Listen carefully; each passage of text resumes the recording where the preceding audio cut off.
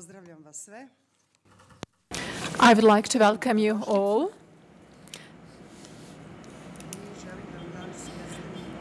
Today, we will give you an overview of monetary and macroeconomic trends for the period since the previous report, and we will set out our expectations for the coming period. Before Ana, Mira, Nikola, Branko, Mirko and Nikola give you detailed information about our projections and earlier movements, I will use this opportunity to say a few key things. First of all, I would like to emphasize that Serbia has recorded progress on international lists. The risk premium has declined, investments have risen as well, and we have seen a robust increase in exports. For the third year in a row, Serbia has recorded progress on the World Bank Doing Business List 2018, and currently we are on the 43rd position. According to the latest Global Competitiveness Report of the World Economic Forum, Serbia, as in the past year, made the greatest improvement on macroeconomic environment indicators by 31 notches, owing to low and stable inflation, a reduced budget deficit, an increase in national savings, and a more favorable country credit rating. Measured by the achieved inflation level, according to the Global Competitiveness Report, Serbia kept the first position, shared with 35 more countries. Owing to the results achieved, Serbia's credit rating was upgraded, and the country risk premium fell to a historical low this year.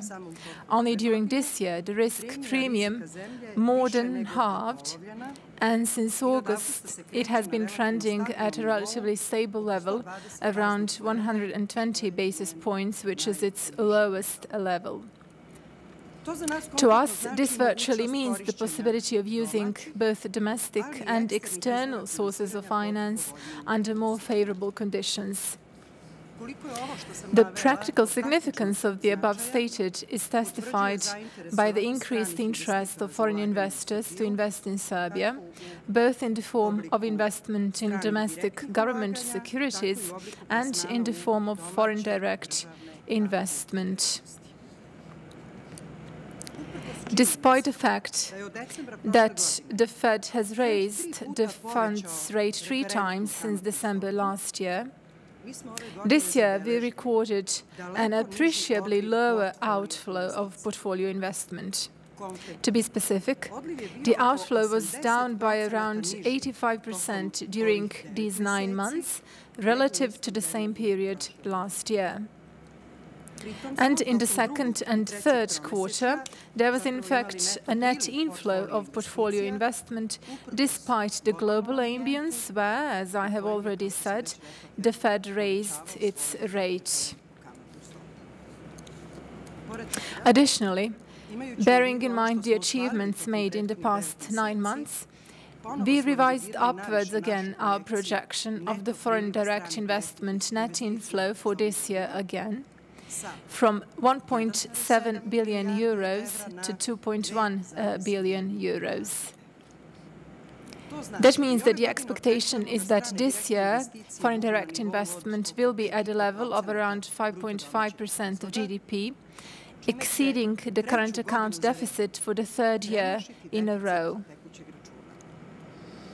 At the same time, this contributes to the rebalancing of our economy, leading to more dynamic exports, which record 2-digit growth rates, owing to new projects and the expansion of the exports base. Manufacturing, which is the most propulsive part of our economy, has been recording diversified exports growth of 13.6% year-on-year in the first 9 months of this year. Even though exports increased in almost all areas, the most significant contribution to this growth stemmed from the production of base metals, rubber and plastic products, machinery and equipment, and chemical products. In the coming period, the emphasis should be placed on maintaining the achieved results, further improvement of the business ambience, and further enhancement of the competitiveness of the domestic economy through structural reforms. Further monetary policy easing in the conditions of low inflationary pressures has been in place, with a reduction in the cost of government borrowing. In the period following the last inflation report, we have lowered the key policy rate 2 times, in September and October, by 50 basis points in total. Hence, the key policy rate was lowered to 3.5%, which is its lowest level in the inflation targeting regime. The decision to proceed with monetary policy easing was driven by additionally subdued inflationary pressures and the fact that resilience of the domestic economy to external shocks increased owing to favorable macroeconomic performance. Low inflationary pressures are indicated by low and stable core inflation, moving around 1.5% year-on-year, the same as at the end of the previous year. The impact of the drought on food prices was also less pronounced, and the second-round effects on other prices were absent, which is also confirmed by inflation expectations within the target tolerance band. According to our latest projection, which takes into account past monetary policy easing and the public sector wage and pension increase, inflation will continue to trend within the target tolerance band of 3 plus minus 1.5% until the end of the projection horizon. The lowering of the key policy rate expectedly reflected on a further drop in interest rates in the interbank money market and lower government costs in respect of issued dinar securities. To be specific, the achieved interest rates at the last 3 auctions of dinar securities with 7, 2 and 3-year maturity were lower by 0.5 to 0.6 percentage points relative to the previous auctions with the same maturity, which corresponds to the lowering of the key policy rate. Hence, the full coordination of monetary and fiscal policies continues.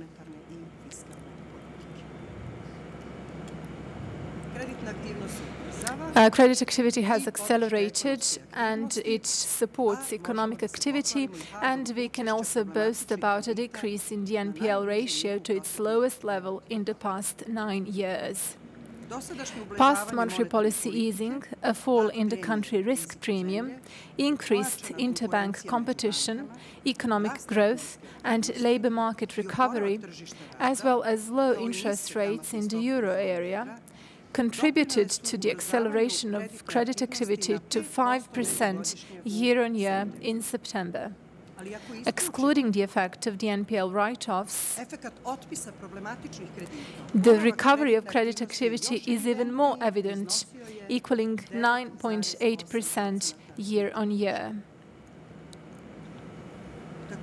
Also in the past 2 years, that is since the adoption and implementation of the NPL resolution strategy, banks stepped up their efforts to resolve these loans through the write-off and sale to non-banking sector entities.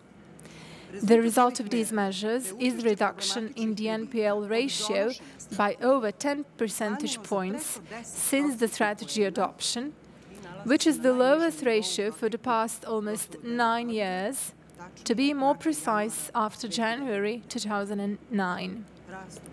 Credit activity growth with lower interest rates has supported economic activity as well. We have seen a continued labour market recovery and creation of the basis for growth on sustainable grounds. At the beginning of the year, economic activity was without a doubt affected by supply-side shocks, which primarily reflected on agriculture and energy. However, sectors unaffected by negative effects of these shocks continued to record good performance, particularly manufacturing. The third quarter saw accelerated growth with gradual waning of the effects of these shocks. Non-agriculture and non-energy economic activity will post 3% growth this year, and the growth of manufacturing will probably be even faster than previously expected.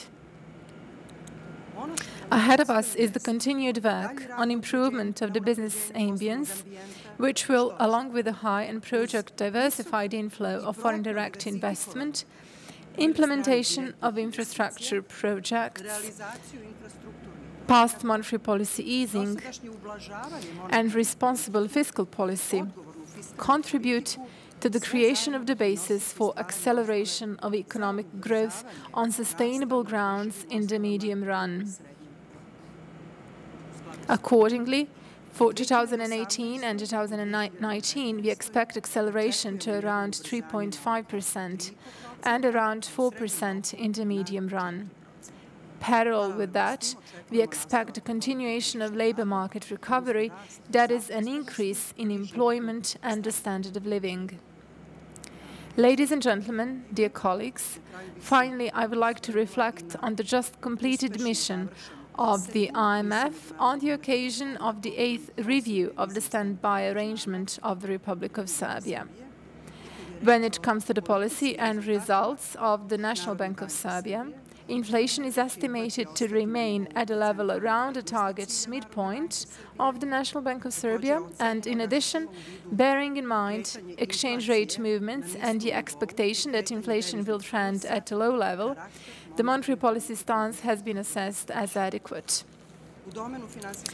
As for the financial sector, it has been assessed that the NPL resolution strategy continues to yield very good results, that bank credit activity is rising and contributing to economic growth, and that significant progress has been made in the area of bank supervision and alignment of the legal framework with European Union standards. All of this together contributes to the preservation of financial stability.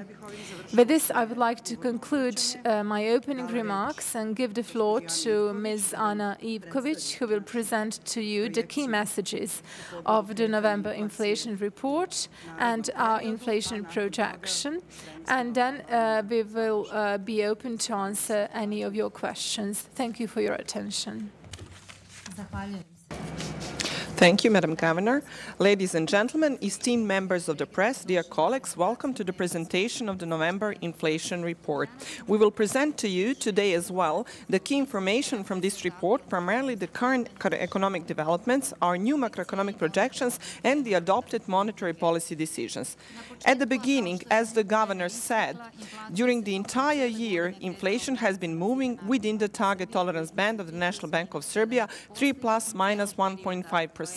Over the entire projection horizon, at least the next 2 years, we expect inflation to remain anchored within the band. Over the earlier months, both headline and core inflation slowed down, which signals that inflationary pressures are still low. This is also confirmed by inflation expectations that are also anchored within the target band of the National Bank of Serbia. Inflation slowed in the previous months, somewhat more than expected, along with lower import prices. That is the main reason why we revised downward the new inflation projection. After measuring 2% this year, GDP expected to step up to around 3.5% in 2018 and 2019. The basis for the acceleration of growth will be, as the Governor said, a further upgrade of the business climate, a high and project-diversified inflow of foreign direct investment, implementation of infrastructure projects, past monetary policy easing, definitely, and acceleration of global economic growth. Commodity exports have witnessed robust growth this year as well. The Governor emphasized in her introductory speech especially the growth of manufacturing, which in the first 9 months of this year equaled 13.6% year-on-year.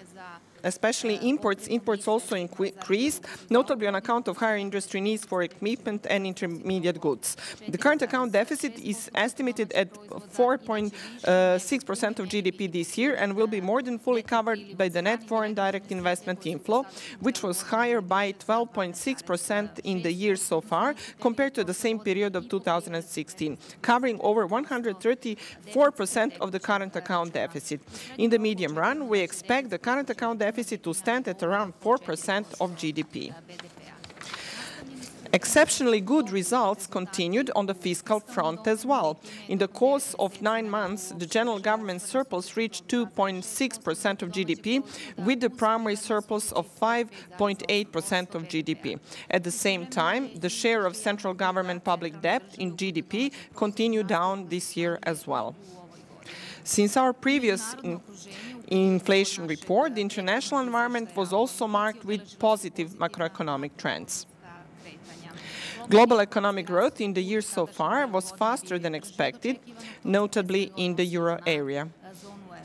This resulted in an improved growth outlook of the euro area and thus the growth of outlook of Serbia's important foreign trade partners. The global market of primary commodities is still fraught with some uncertainty. Oil prices have been somewhat more volatile over the past months, though displaying an upward tendency on account of supply-side factors such as capping production, hurricanes, geopolitical tensions, and partly on account of expectations that oil demand will rise with acceleration of global growth. In early November, Brent oil prices reached $64 per barrel, which is their highest level since June 2015. However, as Mirko says, based on futures, today we heard about some lower price, a little above $61 per barrel. So this also confirms the volatility present in this market. Judging by the oil futures which we use, the oil price should remain relatively stable and move below $60 per barrel in the next 2 years. Of course, deviations are possible, both due to supply side and demand side factors, which is why I presented this current level of oil price today. In terms of global prices of primary agricultural commodities, they were under the impact of a better-than-expected agricultural season globally, which restricted their growth, that will therefore be lower than previously assessed this year. We expect that the prices of these products in the local market will mirror their counterparts in the world, which is usually the case. On these grounds, their growth will continue next year, though at a more moderate pace. In regard to international inflation, in September, the European Central Bank revised slightly downward the euro area inflation projection for the next 2 years and for this year. In October, it also made the decision to extend the quantitative easing program at least until September 2018, reducing the monthly amount to 30 billion euros. The continuation of the quantitative easing program is expected to contribute to the preservation of favorable terms of funding in the euro area and inflation's return to the target.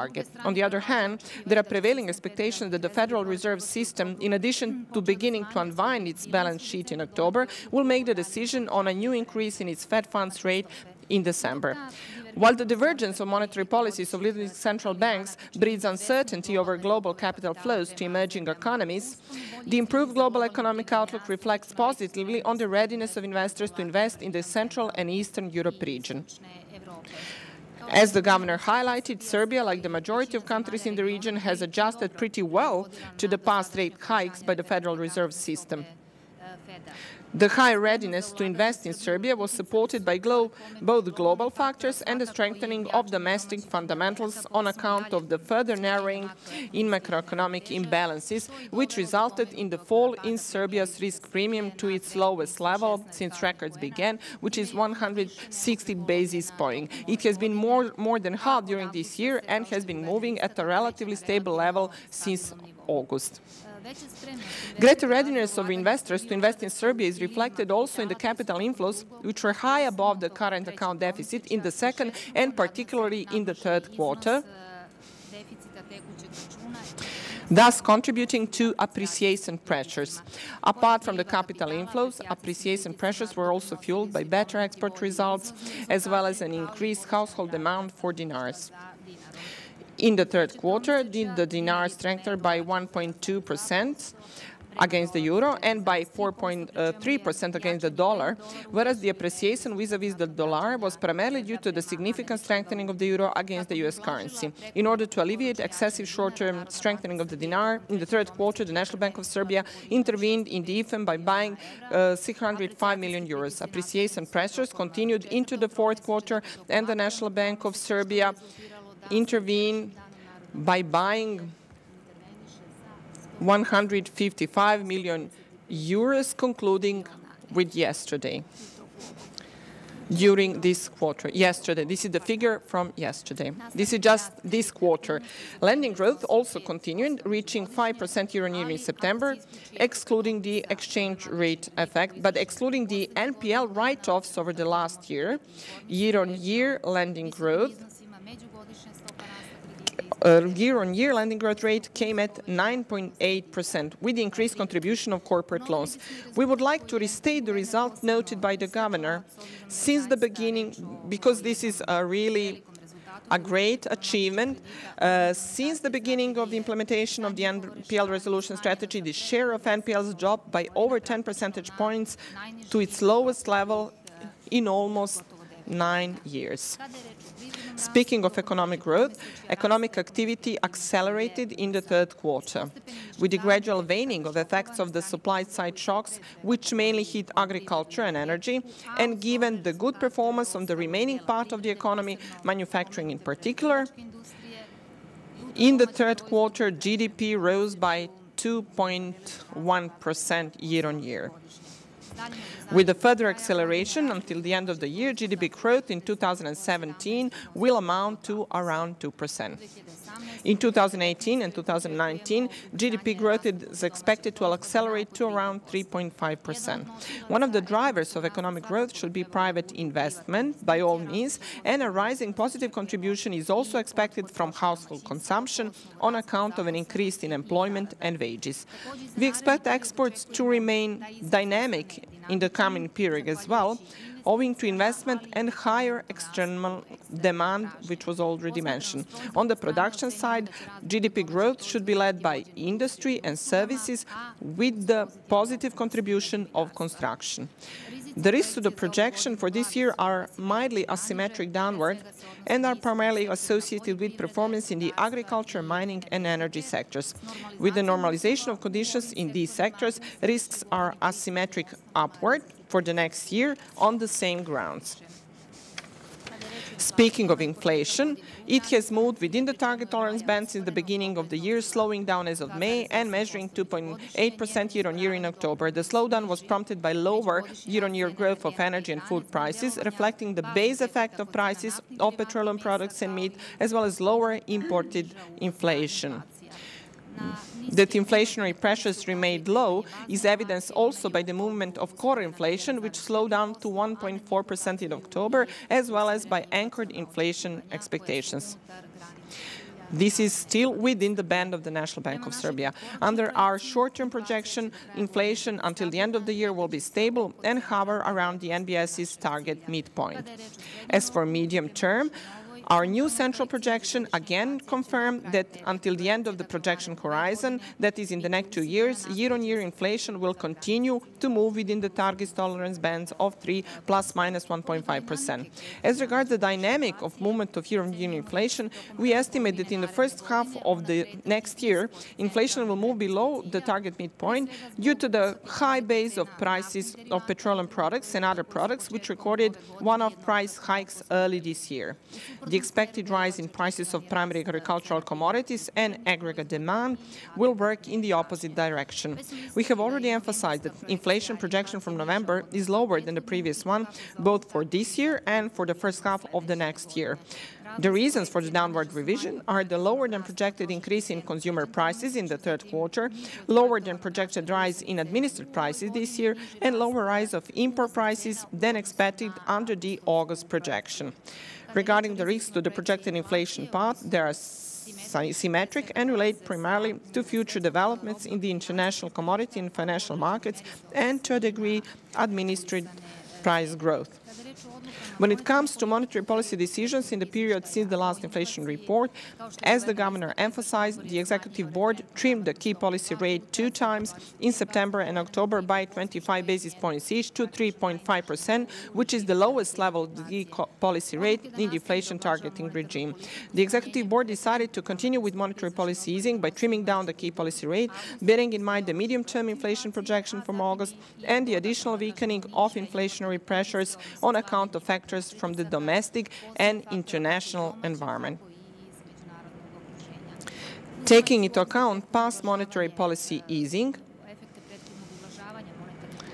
the movements in key inflation factors, better economic performance in the third quarter, as well as outlook for the period ahead, the Executive Board of the National Bank of Serbia decided at its rate-setting meeting to keep the key policy rate unchanged. Esteemed members of the press, dear colleagues, please know that, as is the usual practice, the November inflation report also contains 3 text boxes. In the first, we depicted movements of different inflation indicators in 2017. In the second, we analyzed credit growth and the results achieved in the area of NPL resolution. And in the third, indicators of Serbia's competitive position, that is, the continued trend of improvement of the country's competitive position, which was elaborated by the governor in her introductory speech. We thank you for your attention and remain at your disposal for any questions you may have.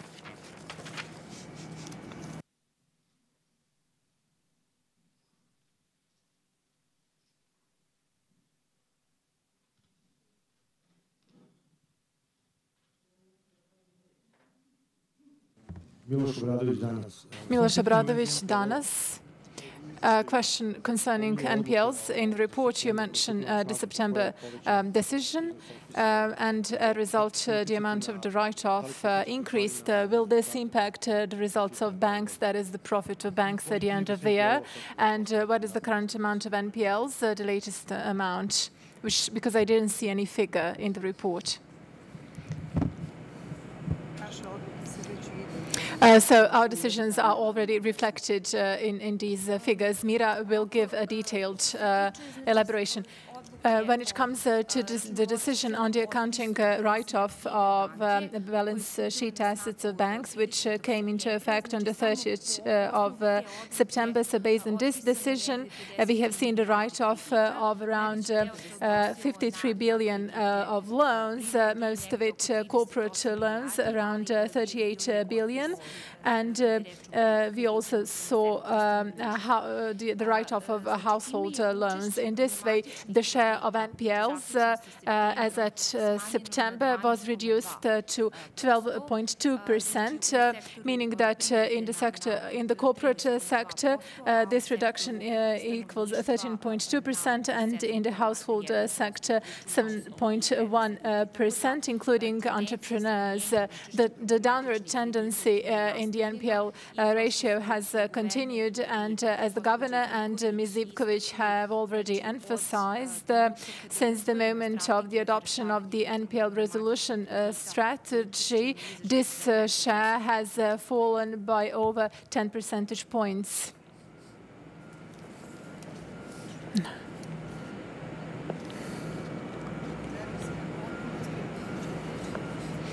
So this is the decision that envisages the write-off of loans that were 100% covered by allowances for impairment. So on page 30, you can read the text box containing all the information that Mira presented to you. So what was written off is what was already placed on the allowances for impairment. To put it simply, there will be no such effects that you mentioned.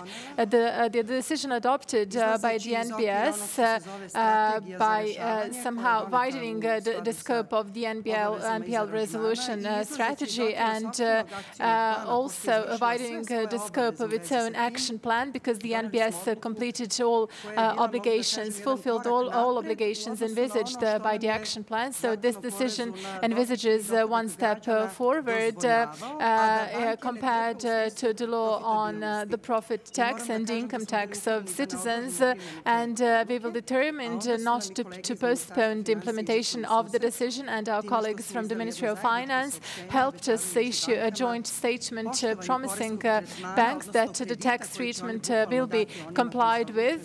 That is, in terms of loans, that they will extend, and in the next year they will have to receive loans in accordance with the tax treatment. So for all the write-offs made this year, so as to have clean balance sheets, to have real profits disclosed, and not to have any losses in respect of the tax treatment. This is another proof of good cooperation with the Ministry of Finance and the overall banking sector that wishes to present itself in the right and good light in terms of its lending activity and in terms of its profit. I would like to ask something more. An additional explanation regarding the strengthening of the value of the dinar, because many people are waving their heads, doubting when they see, they cannot believe the exchange rate, which is 118 now. This is first question. The second question is, because you're our representative at the IMF, could you clarify, is there any essential difference between this new model of the new arrangement that's called a housekeeper or something like that, compared to the standby arrangement, apart from that financial support is not needed in the new one? I'll just give an answer in principle, and Nikola Dragašević can explain in detail. Serbia has become a country in which we do not discuss only our impressions, but only we now can present real facts. So your question proves this. This is not whether you can believe it or not. This is not just a single moment, but all the figures corroborate this. All our figures in our balance sheets, in our daily reports, portfolio investment, and this is not something that the government of Serbia can create by itself. Many people live in delusion that the exchange rate can be agreed. Maybe at some times it could have been the case, but not today. This exchange rate reflects primarily the achieved political and financial stability of Serbia, which led to such a situation that in the interbank foreign exchange market, now the supply of euros by far exceeds the demand, and the dinar becomes goods in high demand. The figures on the revised projection of the inflow of FDIs speak in favor of that. And I hear about these jokes, what's happening with the exchange rate, but people must know that people does have many restrictions compared to other countries in terms of the use or, God forbid, abuse of monetary policy. But since our reports and our behavior and our participation in the market is transparent, more transparent than in any other country, nobody has any reason to not to believe or to fear what is behind these figures. These are real trends and changes that have happened that people have a hard time believing in, but they will believe it when they have to repay their loans, and they should believe that. I'm sorry that they do not see the same picture, that the dinar has strengthened and that Serbia is on the good path. I'm sorry that they do not see that in all segments, but I will give the floor now to Nikola, and he will explain that. First of all, I'd just like to mention that this is not the case in Serbia only. There is a good research of Mr. Locker and Eck. In 2017, they published a research on the increase in margins of the most powerful companies. From 50s to 70s, the margin growth was around 20%. But since 80s until 2014, this margin growth of the strongest companies and traders rose from 18% to as much as 67%. That's where we should seek for reasons why the prices aren't falling, despite the fact that the dinar is strengthening. And this is the phenomenon that interests not only us in Serbia, but other parties around the world as well, because strong companies, these are the strong companies which create policy for the richer to get even more rich, but this is something that spills over to our market as well. And we have started a small research which should, on the model of this research, also show what's happening in Serbia in this segment, because this research was conducted in the United States, but you know that we are pioneers in replicating, especially these behaviors of strong companies show this.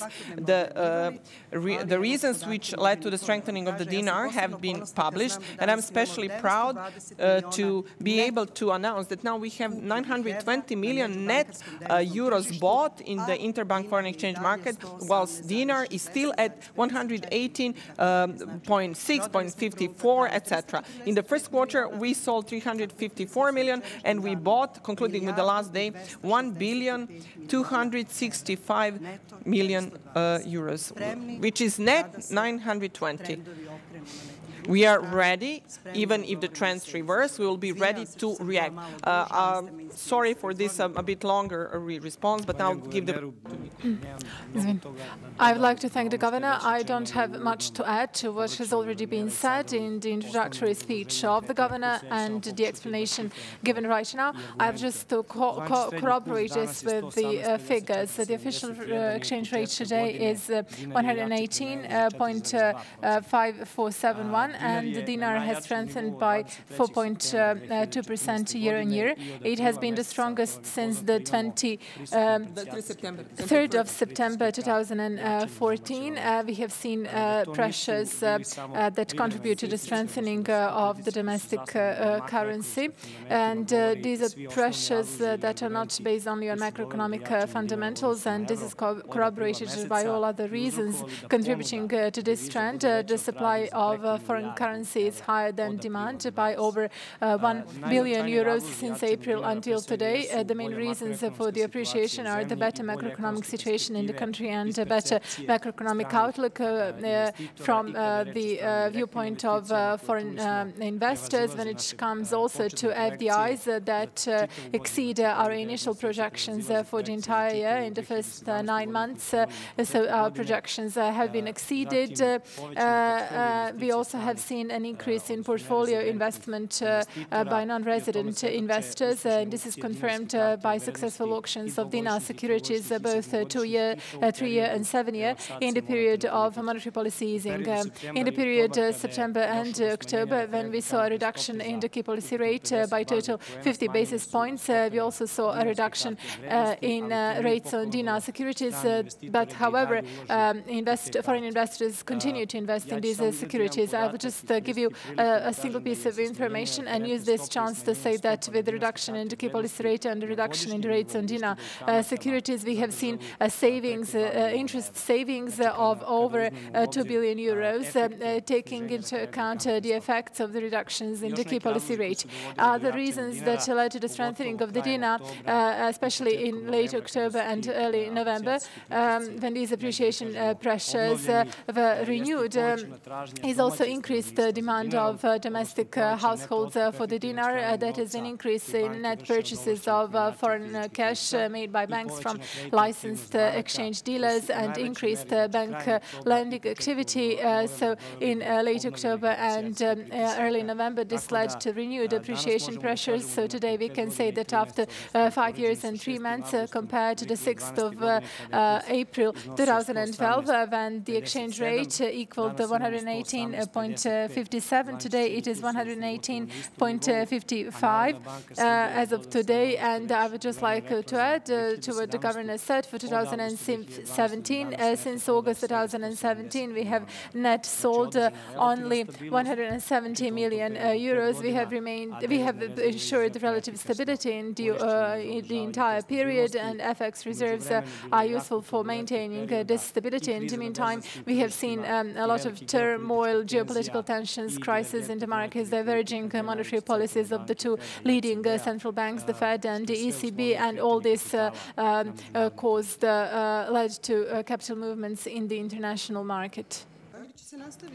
Whether this trend will continue, nobody expected that November will look like this. We expect that depreciation pressures in the end of the year, this is seasonal, but we also see a further capital inflow that's balancing this, and also some FDIs are being realized, but only after they are realized we will speak about them. So we will monitor and we will share with you good information. We do not expect any significant things, especially since Serbia is becoming more and more attractive investment destination compared to other countries in the region, and I mentioned why. This stability in general that we have achieved.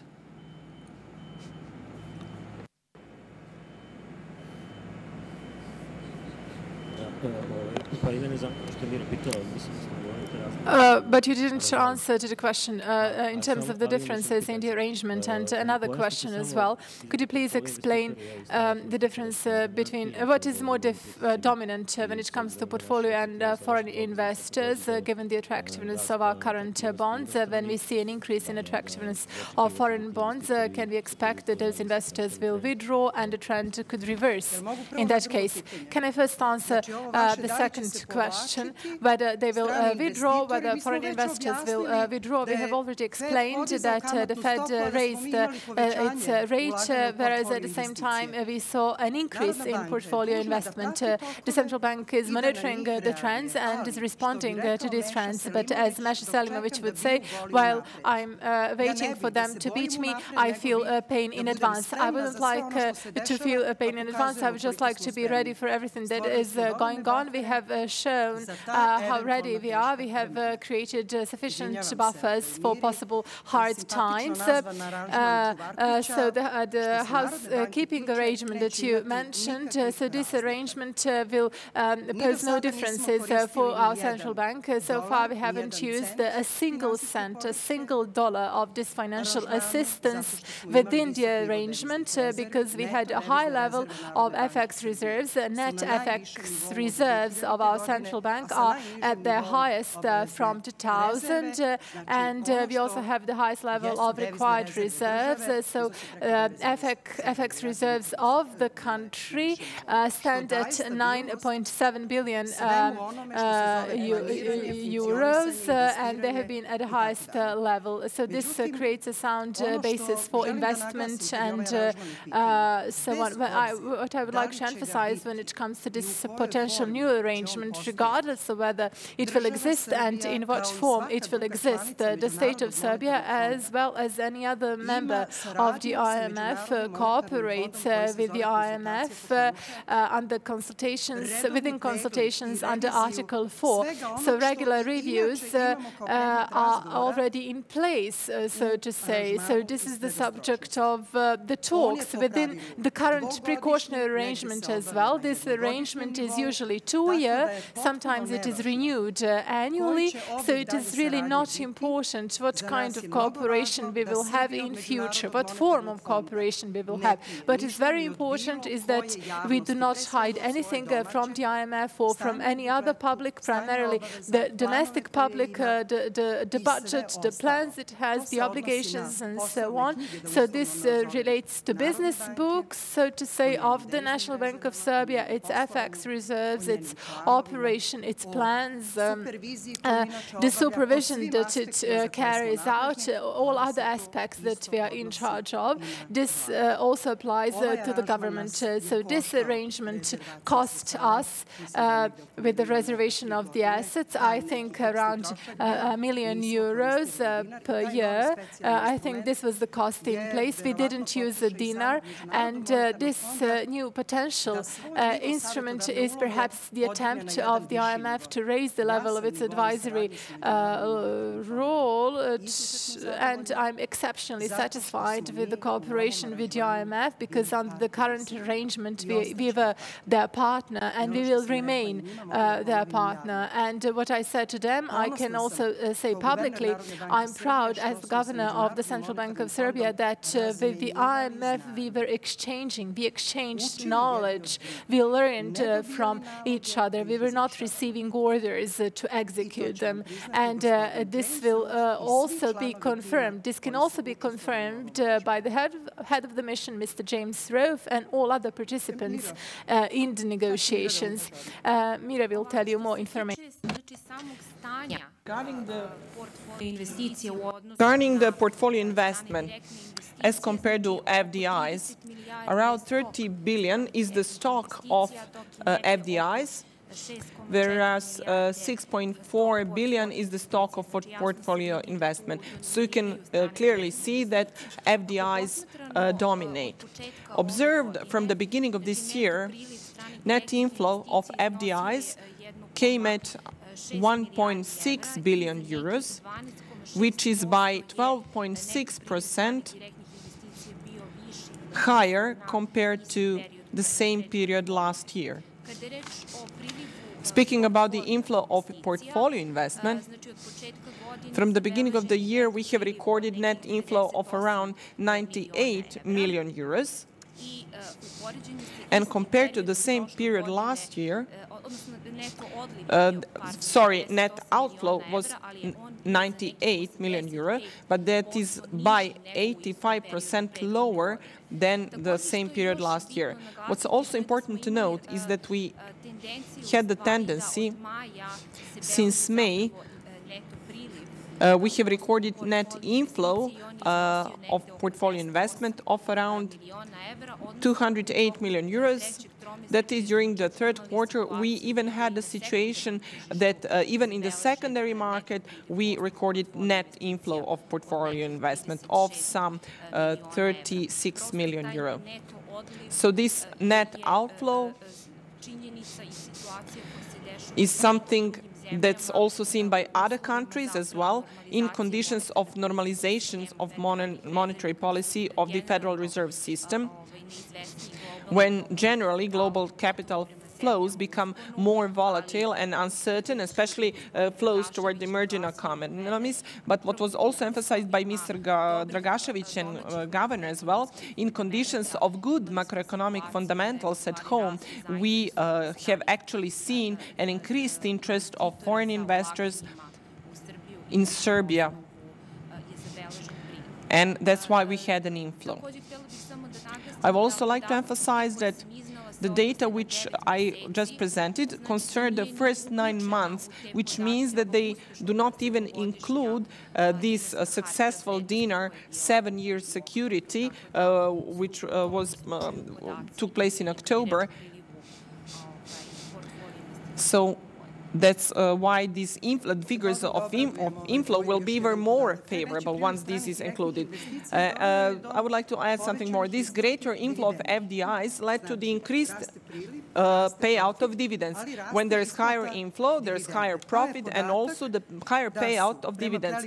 So we have data, according to preliminary data from the balance of payments, in the period January to September, payout of dividends to non-residents stood at 537 million euros, which is 85 million euros more than the same period last year. But what I would like to say is that 60% of the total profit was reinvested in Serbia, which is another data which confirms overall good macroeconomic performances of our country.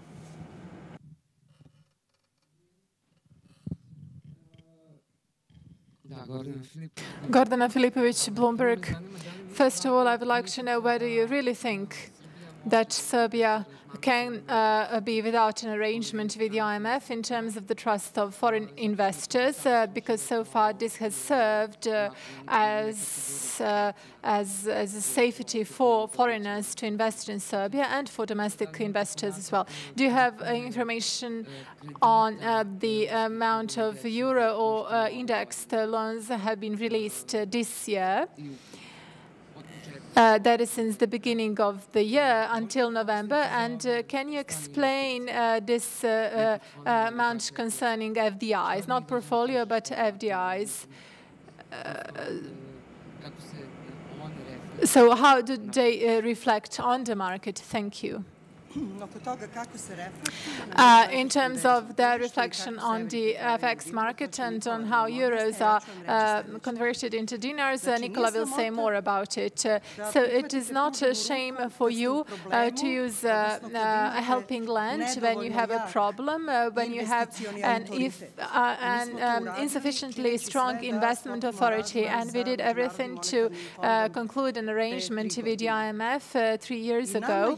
And for us, this kind of security is important. So somebody endorses your measures, endorses that what you have done was done in the best possible way. So this was needed for us at the moment when the question was asked whether the exchange rate of 118.54 is the real exchange rate. So today, when you need such, when you need to endorse your health card in economic terms, yes, the IMF is a desirable associate and advisor.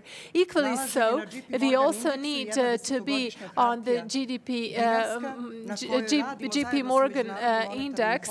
We need a bond to be placed there, and we expect to be on this index next year, where investors will just see how we stand in order to invest in our country. When it comes to the National Bank of Serbia, I really think that we are a team of people who, without pressure, do their work in the best possible way.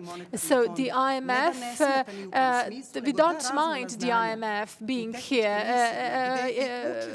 whatsoever. This exchange of knowledge, when our associates go within missions to other countries and so on, this can be only useful for us. But the decision on this is made by the Prime Minister, the Minister of Finance, with the cooperation with the National Bank of Serbia. The National Bank of Serbia has been fulfilling its obligations even ahead of schedule and so on. So, of course, they are welcome if we have such a new arrangement. If not, we will continue to do our work in the best possible way as we have done so far. I will try to answer two questions. One relates to FX indexed loans. So an increase in FX indexed assets, that is loans, in 2017 has been 850 million euros. That is 843.6 million euros as of the 13th of November this year. This has been an important effect contributing to the strengthening of the domestic currency, that is appreciation pressures. As for the reflection of FDIs on the domestic FX market, we see an increase in FX supply of domestic enterprises.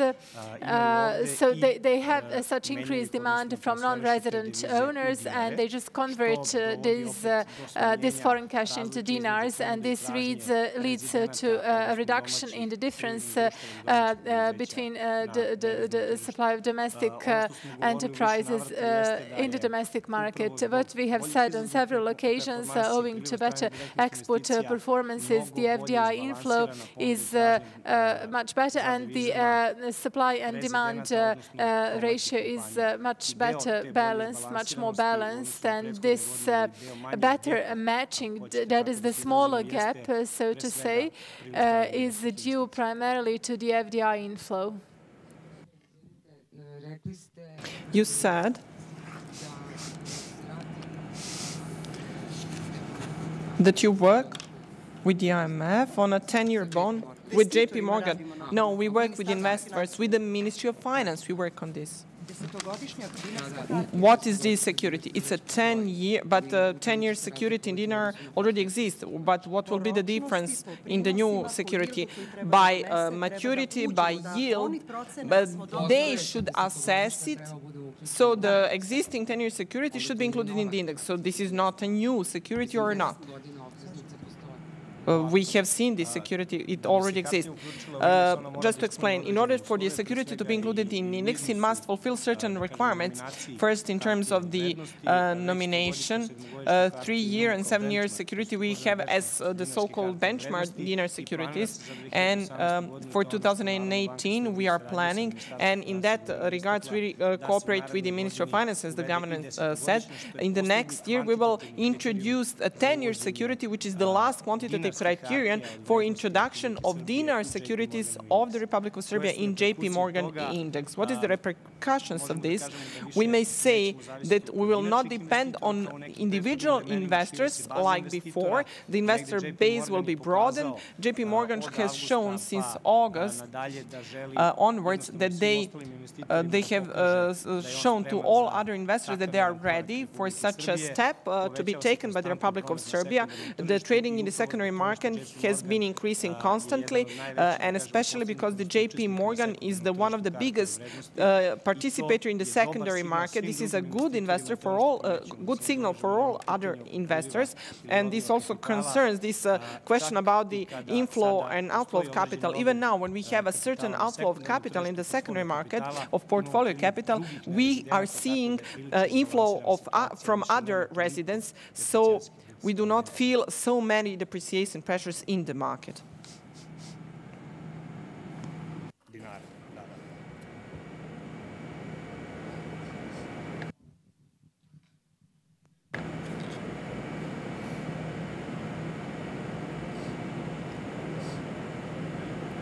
To a large extent, they are participating in the portfolio of DINAR securities, and they are also a big participant in the secondary market, which lends credibility and confirms credibility of policies conducted by the National Bank of Serbia and the government of Serbia, and shows to all other investors that this is a market which is very attractive for investment.